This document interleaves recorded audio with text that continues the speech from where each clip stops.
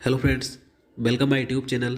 तो दोस्तों, आज की इस वीडियो में हम जीके एंड जीएस के 25 मोस्ट इंपॉर्टेंट क्वेश्चन देखेंगे जो आपके सभी आने वाले एग्जाम के लिए हेल्पफुल होंगे। तो इसलिए आप वीडियो को बिना स्किप के पूरे एंड तक देखते रहिए। तो चलिए आज का वीडियो शुरू करते हैं। तो यहाँ पर आज का पहला क्वेश्चन है, मुगल वंश की नींव किसने रखी थी। तो देखिए, सबसे पहले बता दूं, अगर आप किसी भी क्वेश्चन के बारे में जानते हैं, किसी क्वेश्चन का आंसर जानते हैं, तो आप नीचे कमेंट बॉक्स में जरूर बताएं। तो देखिए, बात करें मुगल वंश की, तो मुगल वंश की नींव यानी कि मुगल काल की स्थापना किसने की थी? बाबर ने की थी। तो इसका आंसर ऑप्शन ए हो जाएगा, बाबर ने मुगल वंश की स्थापना की थी। अब देखिए, कब की थी तो ये भी पूछा जाता है। तो 1526 ईस्वी में की थी। तो देखिए, जो मुगल काल था यानी मुगल वंश था, ये 1526 ईस्वी से 1857 ईस्वी तक चला था। तो मुगल वंश का संस्थापक कौन था? तो बाबर था। कई बार पूछा जाता है। चलिए नेक्स्ट क्वेश्चन देखते हैं। कोणार्क का सूर्य मंदिर किस राज्य में स्थित है? तो देखिए, मोस्ट इंपॉर्टेंट क्वेश्चन है।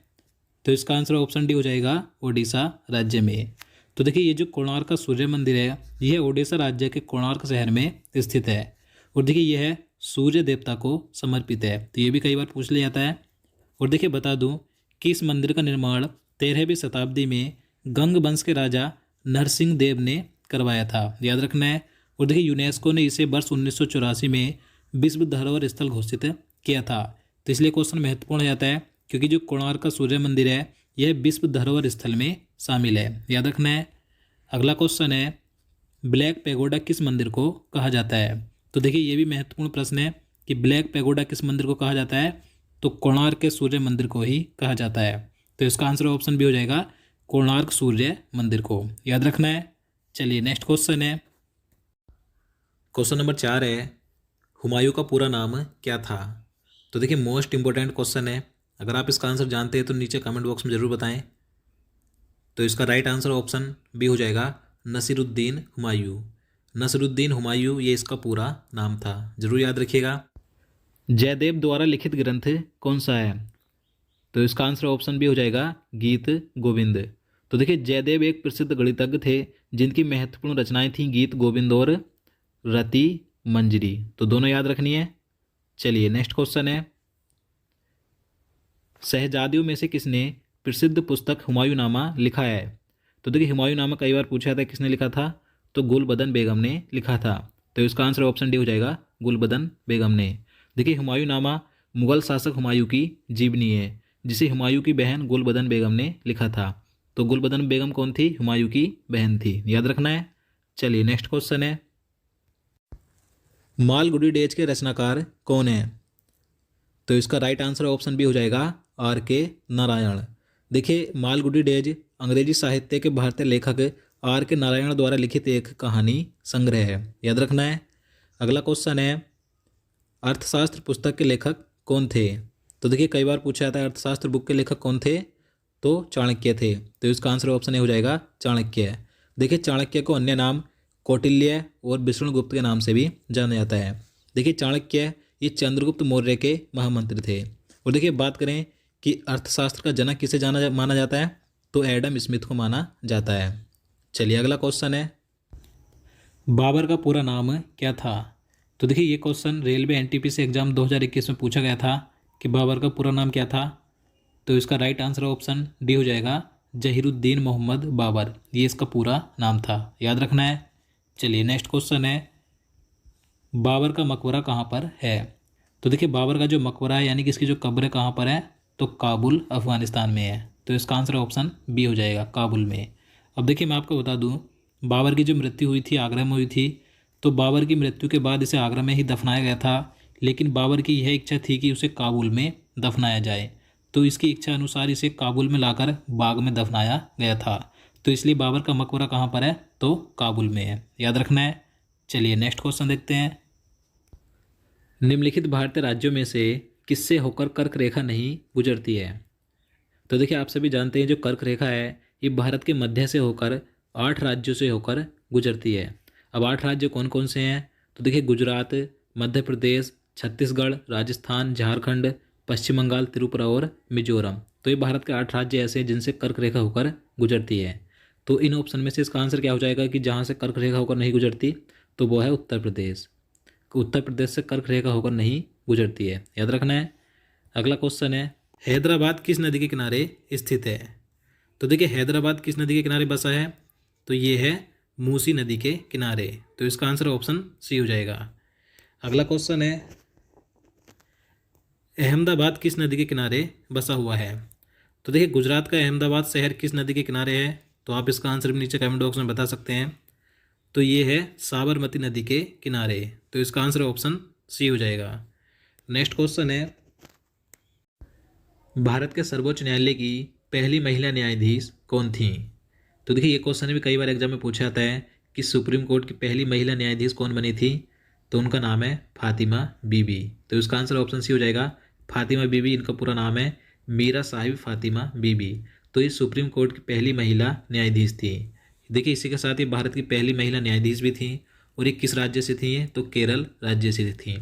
यह 6 अक्टूबर 1989 से 24 अप्रैल 1992 तक भारत के सुप्रीम कोर्ट की जज रही थी। तो याद रखना है। चलिए आगे देखते हैं। क्वेश्चन नंबर 15 है हुमायूं का मकबरा कहाँ पर है। तो देखिए जो हुमायूं की कब्र है यानी कि इसका जो मकबरा है कहाँ पर है, तो इसका आंसर क्या हो जाएगा, ऑप्शन सी हो जाएगा, दिल्ली में। हुमायूं का मकबरा दिल्ली में है। अब देखिए मैं आपको बता दूं जो प्रसिद्ध मकबरे हैं जिनके बारे में कई बार एग्जाम में क्वेश्चन पूछे जाते हैं, अगर आप मकबरों का एक अलग से वीडियो चाहते हैं तो आप नीचे कमेंट बॉक्स में बता सकते हैं। मैं आपको इसके लिए एक अलग से वीडियो बना दूंगा। और दोस्तों अगर आपको वीडियो पसंद आ रहा है तो प्लीज़ वीडियो को लाइक और करें और अपने स्टडी ग्रुप में भी शेयर करें। चलिए अगला क्वेश्चन देखते हैं कौन थे। तो इसका आंसर ऑप्शन सी हो जाएगा, आत्माराम पांडुरंग। अब देखिए मैं आपको बता दूं जो प्रार्थना समाज था तो इसकी स्थापना आत्माराम पांडुरंग तथा महादेव गोविंद रनाडे ने बम्बई में 31 मार्च 1867 को की थी। याद रखना है। और देखिए बात करें ब्रह्म समाज की, तो ब्रह्म समाज को 1828 में राजा राम मोहन राय और द्वारका नाथ टैगोर ने स्थापित किया था। इसके साथ ही जो सत्य शोधक समाज था तो इसकी स्थापना महात्मा ज्योतिबा फूले ने 24 सितंबर 1873 को की थी। तो आपको तीनों पॉइंट याद रखने हैं। क्वेश्चन नंबर 18 है पोर्ट ब्लेयर बंदरगाह कहाँ स्थित है। तो इसका सही आंसर ऑप्शन ए हो जाएगा, अंडमान निकोबार द्वीप में। तो देखिए जो पोर्ट ब्लेयर बंदरगाह है यह अंडमान निकोबार द्वीप पर स्थित है। याद रखना है। और देखिए यह एक प्राकृतिक बंदरगाह है और यह भारत का सबसे छोटा बंदरगाह है। तो याद रखना है। चलिए नेक्स्ट क्वेश्चन देखते हैं। मुर्मुगांव बंदरगाह किस राज्य में स्थित है। तो इसका आंसर ऑप्शन बी हो जाएगा, गोवा राज्य में। तो देखिए जो मुर्मुगांव बंदरगाह है तो यह एक प्राकृतिक बंदरगाह है जो गोवा राज्य में जुबारी नदी के मुहाने पर स्थित है। याद रखना है। अगला क्वेश्चन है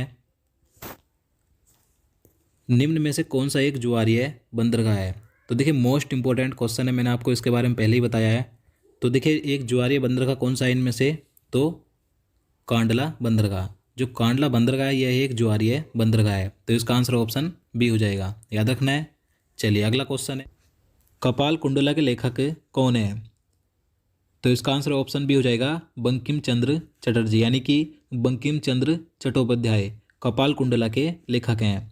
देखिए ये जो कपाल कुंडला है यह इनके द्वारा लिखा गया एक बंगाली भाषा का प्रेस उपन्यास है। और आप सभी जानते हैं कि बंकिम चंद्र चटर्जी ने राष्ट्रीय गीत वंदे मातरम की रचना की थी।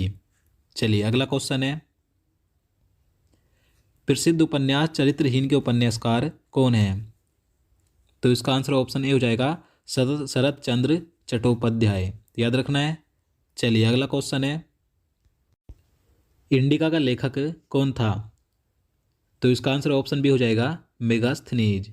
देखिए इंडिका मौर्यकालीन भारत का एक लेख है जिसे मेगास्थनीज ने लिखा था। देखिए मेगास्थनीज यूनान का एक राजदूत था जो चंद्रगुप्त के दरबार में आया था। याद रखना है। अहमद शाह अब्दाली के प्रथम आक्रमण के समय मुगल सम्राट कौन था। तो इसका आंसर है ऑप्शन ए, मोहम्मद शाह। इसका पूरा नाम है, यानी कि इसे मोहम्मद शाह रंगीला भी कहा जाता है। तो देखिए जो अहमद शाह अब्दाली था ये नादिर शाह का सेनापति था। नादिर शाह की मौत के बाद ये अफगानिस्तान का शासक बना था। उसके बाद इसने भारत पर 1748 ईस्वी से 1767 के बीच भारत पर 7 बार आक्रमण यानी कि 7 बार चढ़ाई की थी। इसने जो पहला आक्रमण किया था 1748 में किया था। कहाँ पर किया था, पंजाब पर किया था, जो कि असफल रहा था। तो किसके समय में हुआ था, तो मोहम्मद शाह रंगीला के समय में हुआ था। हिमालय पर्वत की एक श्रेणी अराकान योमा कहाँ स्थित है। तो देखिए जो अराकान योमा पर्वत श्रेणी है ये हिमालय पर्वत की ही एक श्रेणी है जो कि म्यांमार में है। तो इसका आंसर ऑप्शन बी हो जाएगा, म्यांमार में।